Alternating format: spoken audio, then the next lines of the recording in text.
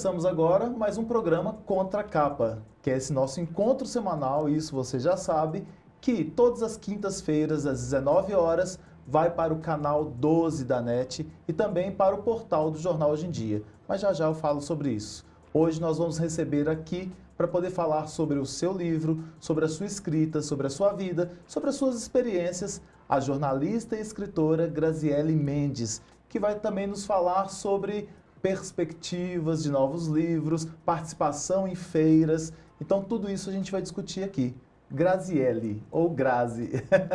Seja bem-vinda a esse espaço nosso, para que você possa trazer para a gente a sua experiência, tanto no jornalismo quanto na literatura. Muitíssimo obrigada pelo convite, pelo espaço. Estou felicíssima de estar aqui. Acompanho o seu trabalho em todas as suas plataformas, sobretudo no rádio, né? Que é que eu escuto muito e onde está a minha carreira. Então, para mim é uma surpresa muito boa estar aqui com você. E olha que o nosso encontro foi programado várias vezes, né? Difícil de acontecer, mas aconteceu. As agendas não batiam de jeito nenhum, mas a gente não perde a esperança. Felizmente. A gente vai tentando.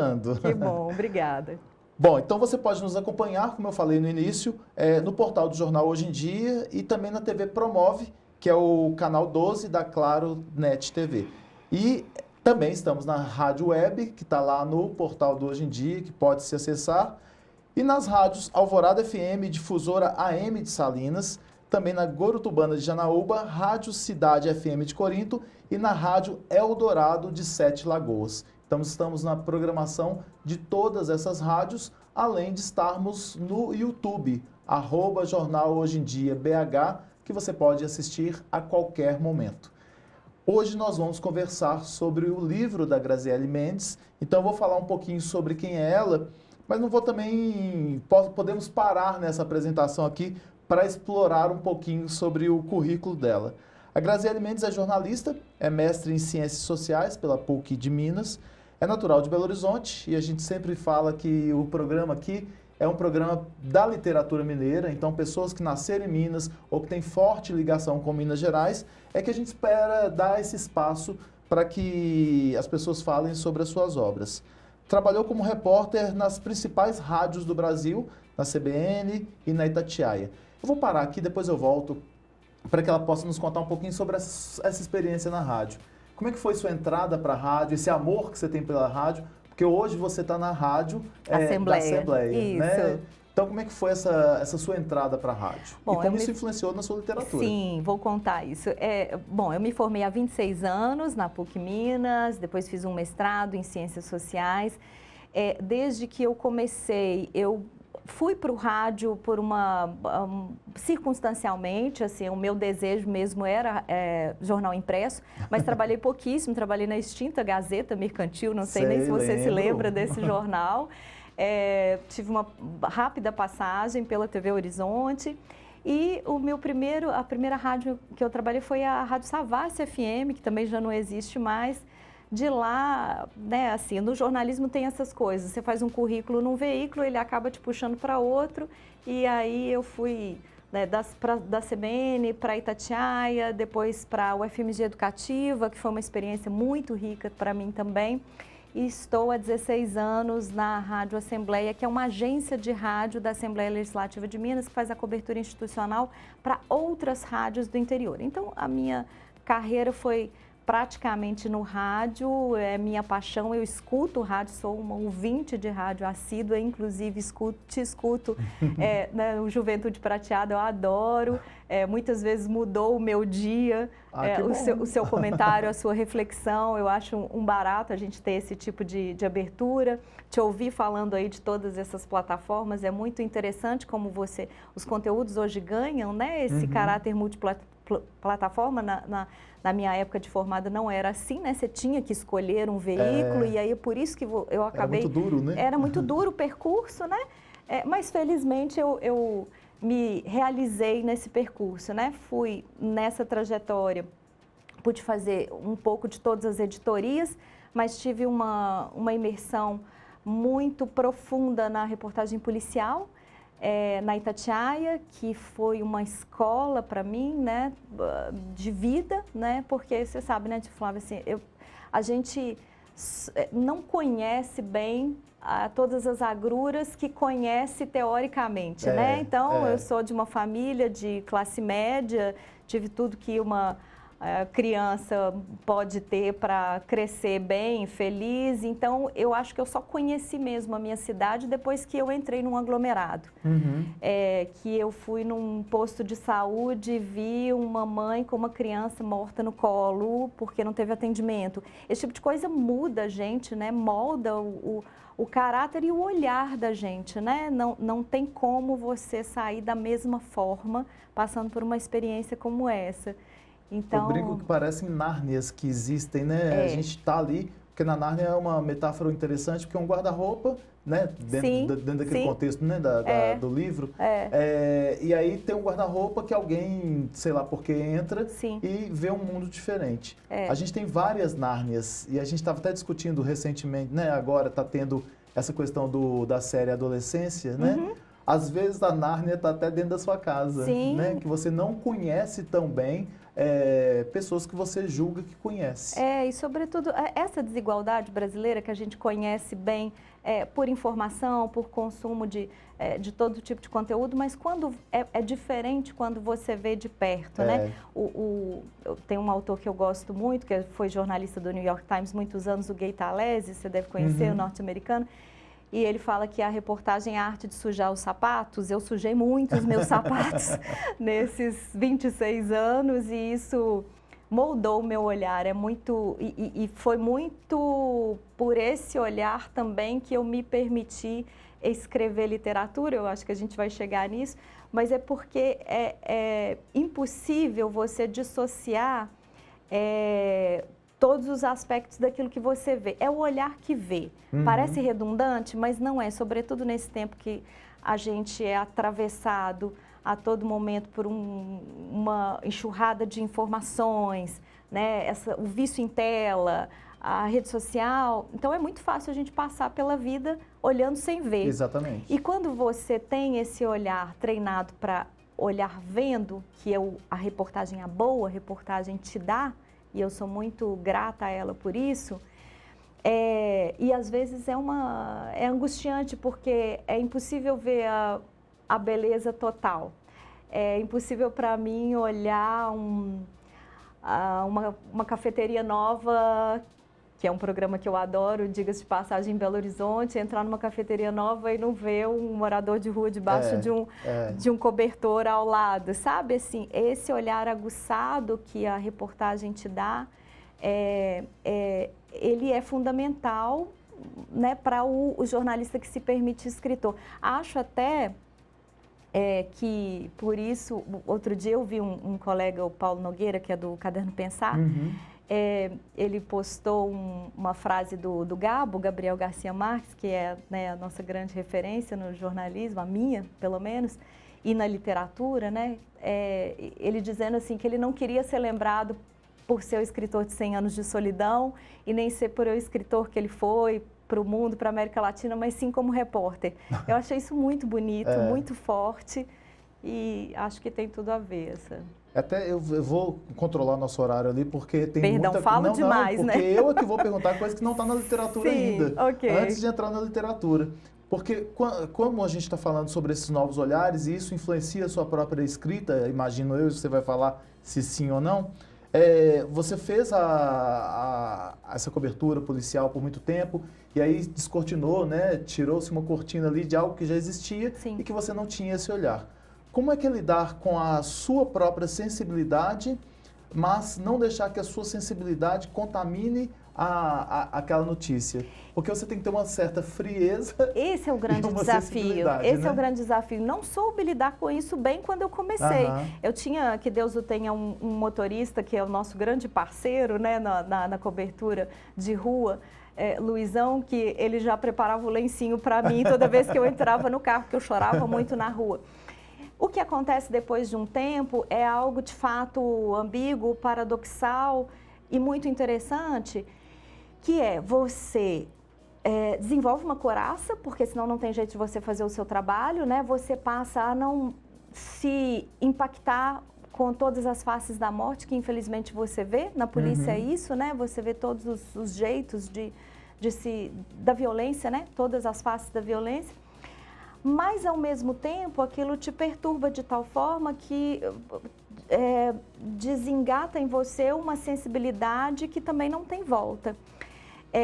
Se por um lado você passa a pensar que você não tem tantos problemas assim, né? Porque você vê todas as dores do mundo diariamente, algumas que você nem imaginava que existissem. Por outro lado, você fica mais perceptiva para a dor alheia, sabe? É paradoxal mesmo, mas eu acho que é nesse fio da navalha, é nessa linha, nessa corda bamba que o bom repórter, o bom jornalista se equilibra e entrega para as pessoas aquilo que elas merecem, que é pelo menos a maior parte das versões do fato, né? Porque quando a gente está na faculdade a gente aprende que todo fato tem duas versões, quem dera que tivesse só duas versões. Nossa, isso é uma maravilha, né? Todo fato tem a quantidade de versões da quantidade de pessoas que estão olhando para ele, né? Então, eu me lembro, tem um outro livro que eu gosto muito, que é do Os Cidades Invisíveis, do Ítalo Calvino, e ele fala que a cidade, você vê a cidade dependendo de como você olha para ela, né? Se você olha olhando para as copas das árvores, para o céu, você vê uma cidade. Se você anda cabisbaixo, você vê outra cidade. Eu acho que o jornalismo, e sobretudo a reportagem, que é o meu lugar nessa profissão, ela te obriga a olhar para todos os lados, não só para cima e para baixo, mas para todos os lados o tempo todo. E isso, às vezes, é angustiante, porque mesmo nos seus momentos de lazer, você não consegue se desprender desse olhar, sabe? Ao mesmo tempo que ele te ajuda a capturar o máximo de detalhes possível da realidade, tem hora que você não quer mesmo, né? Tem hora que você queria ser um pouquinho alienado, né? Eu acho que fica um alerta para nós todos, né, jornalistas ou não, que Machado de Assis tem uma frase que é maravilhosa, que assim, o tempo vai calejando a sensibilidade da gente. Sim. Às vezes a gente começa morrer é natural. Sim. Todos nós vamos morrer. A gente só não pode banalizar a morte, né? E às vezes quando a gente começa a ter notícias sequentes, né? Há um acidente, morreram 2, a gente chega a falar, poxa, mas só morreram 2, né? É muito curioso isso, porque quando eu comecei na polícia, feminicídio não tinha esse nome, né? Era passional, era crime passional. Felizmente hoje tem nome, porque eu acho que quando você nomeia as coisas, você dá mais sentido e mais relevância. Mas não tinha esse nome. E tudo me chocava muito, a capacidade, a violência que aqueles crimes tinham, que eram sempre dentro de casa, né? E hoje nós vivemos uma epidemia de feminicídios que só chocam por um dia, né? Só chocam por, no máximo, uma semana e depois é substituído por outro, né? Então, tudo isso vem me moldando aí ao longo dos anos. Por isso que eu acho que existem as facilidades da nova geração de jornalistas, que elas precisam ser compreendidas também, né? ChatGPT, inteligência artificial, apuração remota, tudo isso precisa ser compreendido e acolhido. Mas, sabe, a rua, olhar para as pessoas, olhar para as dores das pessoas, escutar as pessoas, porque você estava falando da morte, tio Flávio, essa coraça que eu disse que a gente tem que desenvolver para continuar cobrindo esse tipo de coisa, ela é necessária, então eu passei a não me espantar mais com as cenas de morte. Mas sabe o que nunca deixou de me devastar? Os vivos que ficavam, sabe? As mães que choravam sobre os corpos, as esposas, os viúvos, os pais. Você vê um pai chorando em cima do corpo de um filho, é devastador de um grau que te muda para sempre. Então, eu acho que se tem uma coisa só que eu poderia falar para a nova geração de jornalistas, é não se privar da experiência da rua, sabe? Não só pela adrenalina, não, mas como ser humano você sai completamente modificado. Agora vamos então para a literatura, né? Lógico que tudo isso tem um contexto, né? Inclusive você dá uma aliada do jornalismo com a visão poética. E aí você tem o seu primeiro livro, que é Notícias da Velha Nascida. Eu quero que você fale sobre ele, né, a criação dele, mas eu queria talvez começar por que o título? Nasceu de um dos textos que está no livro, que eu dava notícias de mim. Vou começar por aí. e depois vou voltar nele, tá? Vou fazer esse fechamento para você. Mas vamos lá. Esse livro não nasceu livro. Esse livro nasceu desabafo, sobrevivência, desespero, porque ele foi escrito na pandemia, né? Esse período caótico que a gente nem consegue acreditar que existiu. E a pandemia afetou muito a minha família, a minha casa, porque eu perdi 4 pessoas durante a pandemia, 3 delas durante a escrita desse livro, né? 3 mulheres muito importantes para mim, para as quais, inclusive, eu dedico o livro. Então, morreu a minha sogra e grande amiga. Sogra é uma palavra que não significa muito para muita gente, mas para mim ela vem acompanhada de uma amizade profunda que eu tinha por ela. Minha tia materna e minha avó paterna, ambas morreram depois de contrair Covid. Depois que minha sogra faleceu, o meu sogro foi morar conosco. Durante 7 meses, eu e meu marido, trabalhando em home office, cuidamos dele, depois veio cuidadoras, etc. Ele teve um AVC. Contando isso tudo só para você entender que eu estava vivendo uma pandemia particular, todos nós estávamos, de certa forma. Mas é forte, né? Mas eram muitas dores, muitos lutos em sequência dentro da minha casa, para além daquele luto mundial e, me permita dizer, uma pandemia política também, que nos atravessava diariamente com as maiores barbáries que a gente era obrigada a conviver, né? Então, tudo aquilo me deixou num estado, ao mesmo tempo, letárgico, de desespero, sem saber muito o que fazer, mas tendo que fazer, né? Como aconteceu com todos nós, tivemos que trocar o pneu com o carro andando. Em movimento rápido. E, então, era muita dor dentro da minha casa. E eu havia começado a fazer uma oficina de escrita, só de mulheres, 1 mês antes da pandemia, que migrou para o online. Nós continuamos, éramos 6 mulheres, lideradas por uma escritora mineira, que eu não sei se você conhece, que é a Val Prochnow, jornalista também, tem 2 livros lindos, e liderou essa oficina de 6 mulheres. Já saíram 3 livros dessa oficina, inclusive. Olha que maravilha. A troca entre mulheres é sempre muito rica, porque nós temos, modéstia à parte, uma capacidade de mergulho reflexivo muito grande e de compartilhar esse mergulho também. Então, nós líamos textos umas para as outras, mas ninguém ali tinha a intenção de lançar livro. A gente tinha a intenção de sobreviver àquele momento. E por isso, os textos que foram saindo foram condicionados por aquilo que eu sentia naquele momento e que eu tinha vontade de extravasar, sem preocupação com o gênero. Você vai perceber que o livro ele tem poesia, prosa, mini crônicas, mini contos, porque ele foi jorrando com o gênero que o acolhia. Eu não tive essa preocupação. Eu gosto.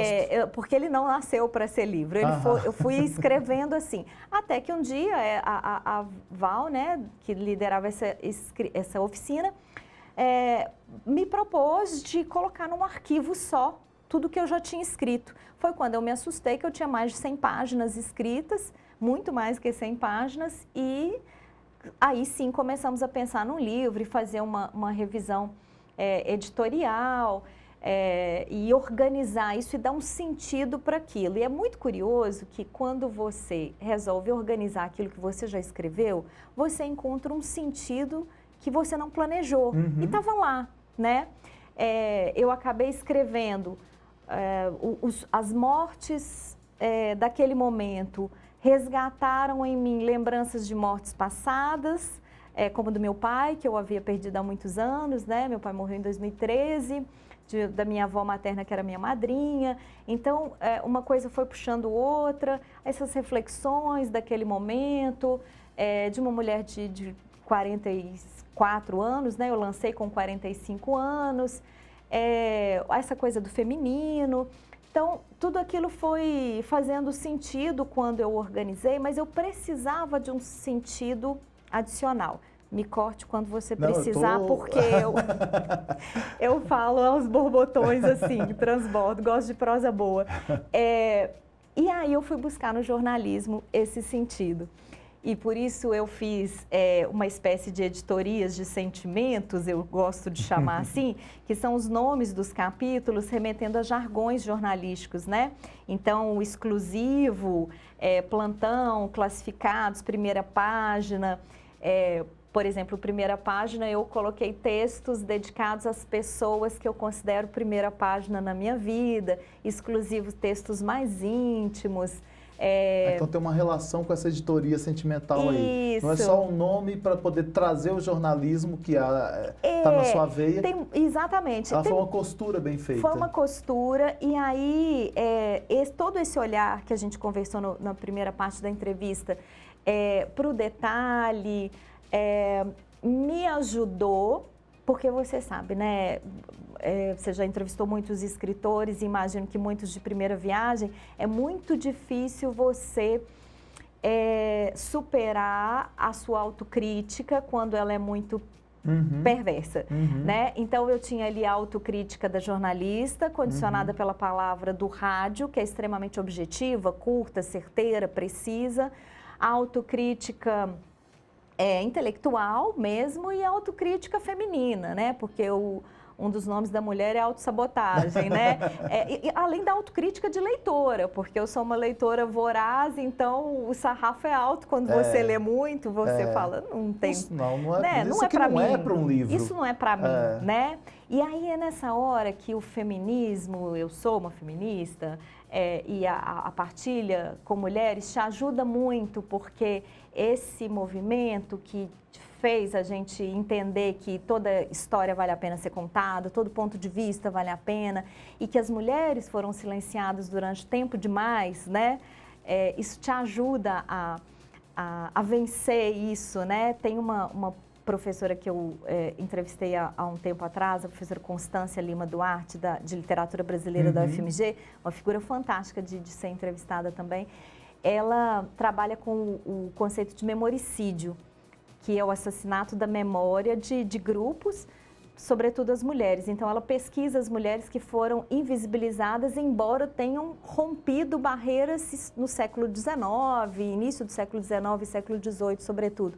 Ela publicou um livro sobre várias mulheres? Isso, as pioneiras. É fantástico o trabalho dela. Ela faz esse resgate, sabe? Então, quando você está imersa nesse tipo de discussão, isso te empodera, isso te fortalece. Tá bom, vamos lá. Vou vencer o meu orgulho, minha autocrítica. E é um desnudar-se, né? A gente sempre fala isso aqui. As pessoas e não é só de primeira viagem, não. Cada livro que você publica, você está se desnudando, você está se mostrando por inteiro para as pessoas. E é interessante também porque quando a pessoa tem livros que já foram publicados e que já foram bem aceitos pelo mercado editorial, há uma cobrança pelo terceiro, pelo quarto livro e que às vezes isso pode até cercear a criatividade ou a espontaneidade para poder fazer, como se fosse uma obrigação editorial de entregar aquele livro. E isso vem com uma cobrança muito grande mesmo, desses diversos diabinhos que você falou, né? Que ficam lá falando, conversando. Difícil silenciar todos esses fantasmas na sua orelha, né? Isso é um livro de uma oficina, né? Não é para o mercado editorial. E aí você traz isso para o mercado editorial. E tem características, por exemplo, eu não sou poeta, eu não consigo fazer poesia. Eu acho muito difícil fazer poesia. E você consegue colocar aí a poesia com outros gêneros literários que conversam entre si, complementam-se, né? E qual foi a sua ideia depois dessa oficina de olhar para aquilo ali? Qual foi a sua ideia de ao colocar para o mercado? O que você queria com ele? Quando eu coloquei para o mercado, quando eu decidi que isso seria um livro, então, aí eu voltei para lidar com todos esses diabinhos, como você disse, eu recorri ao meu mano velho, jornalismo.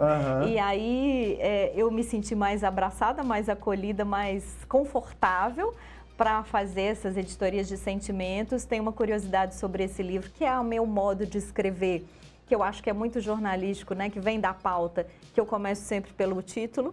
O título me dá o conforto de saber sobre o que eu vou escrever. Às vezes eu mudo o título, obviamente, mas eu começo assim, essa é uma característica da minha escrita.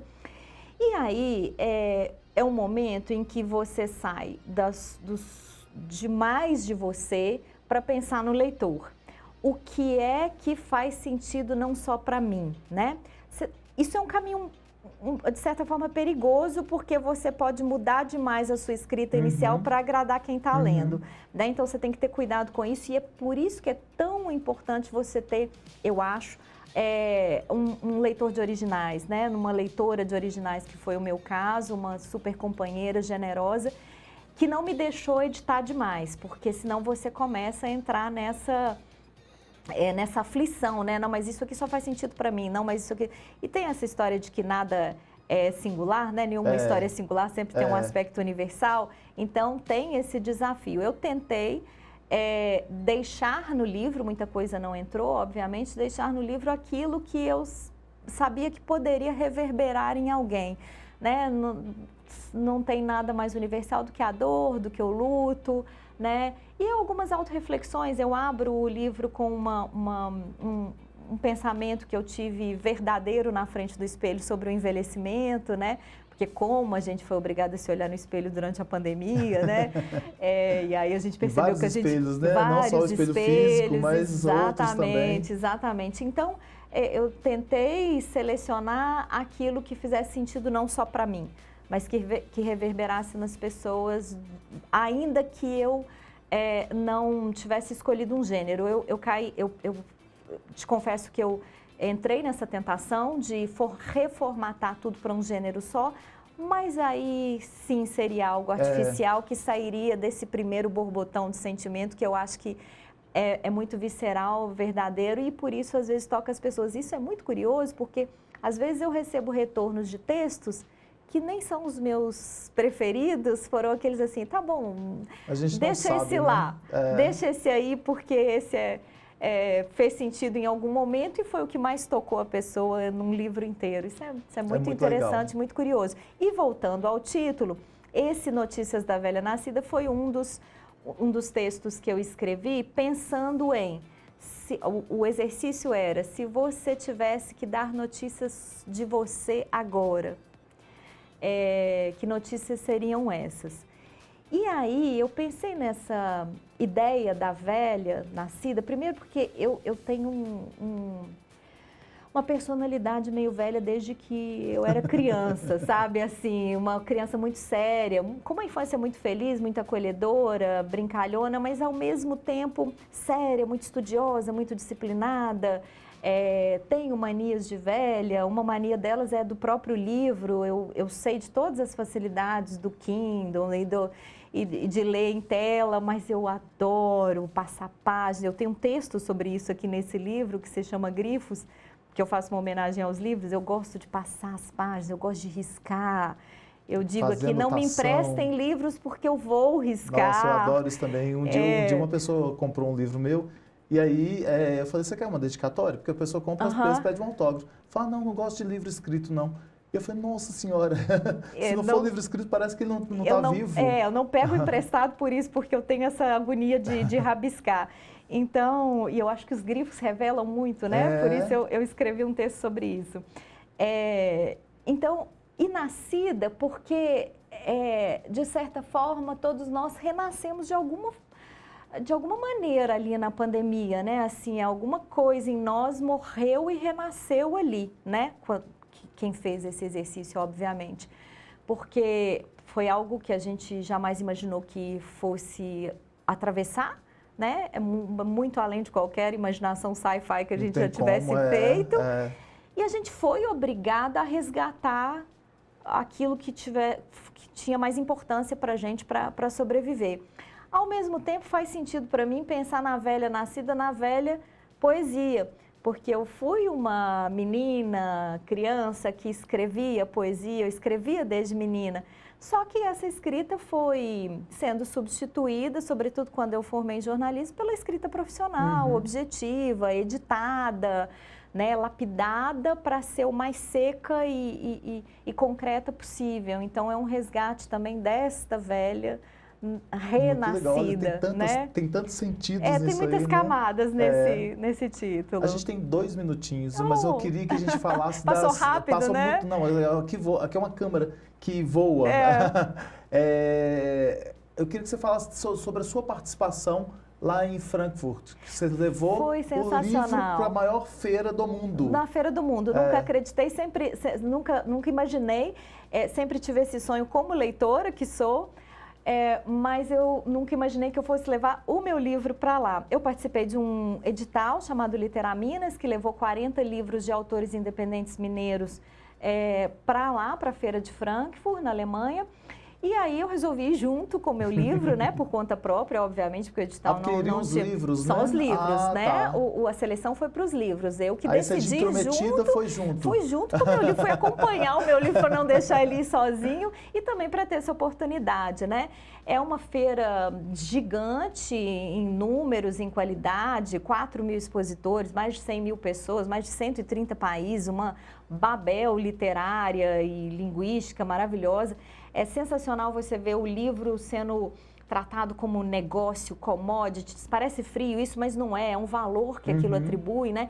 Os autores sendo tratados como astros de rock and roll, aquelas filas imensas para vê-los, né? Então, para mim, que fiz um livro, edição da autora, suado, sozinha, tá lá naquele universo, foi espetacular. Voltei pensando muito que o escritor, o livro, o leitor ainda precisa de muito estímulo, ainda precisa, né, de muita política de investimento para que os livros não sejam tão caros. Publicar hoje não é tão difícil, né? Você tem muitas alternativas, você tem chamadas de editoras, você pode editar, é mais caro, mas você pode fazer um livro sozinho, tem leis de incentivos. Publicar não é difícil. O que é difícil é chegar ao leitor, né? A não ser que você fure bolhas com best-sellers e viver daquilo. É muito raro você encontrar mesmo escritores que vendem muito livro vivendo só disso, né? Porque a cadeia produtiva é toda muito dispendiosa para todo mundo, para o escritor, para a editora, para o dono da livraria, né? É tudo muito dispendioso, né?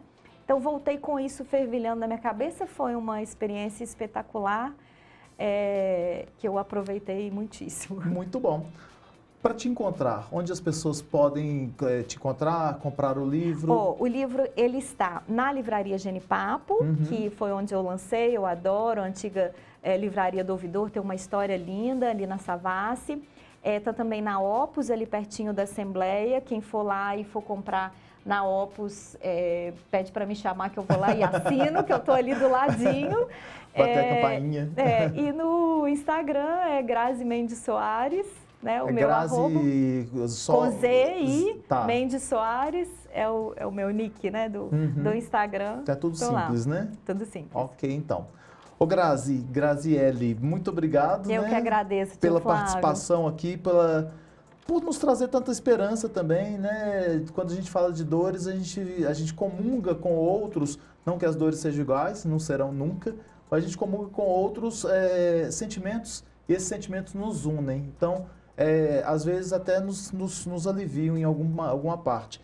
E você traz aqui uma obra que abraça as pessoas. Então, espero que você não pare nessa obra, espero que você fique inquieta, incomodada e traga outras obras à nossa vida, à nossa existência. Muitíssimo obrigada, não só pelo espaço, mas por todo esse trabalho que você faz pela literatura, viu, de Flávia? É importante demais um espaço como esse para a literatura mineira, que a gente tenha muitos outros e vida longa para o seu trabalho, que ele é bonito demais. Ah, que bom. Ô, gente, com um elogio desse, a gente encerra o Contracapa. Até a próxima.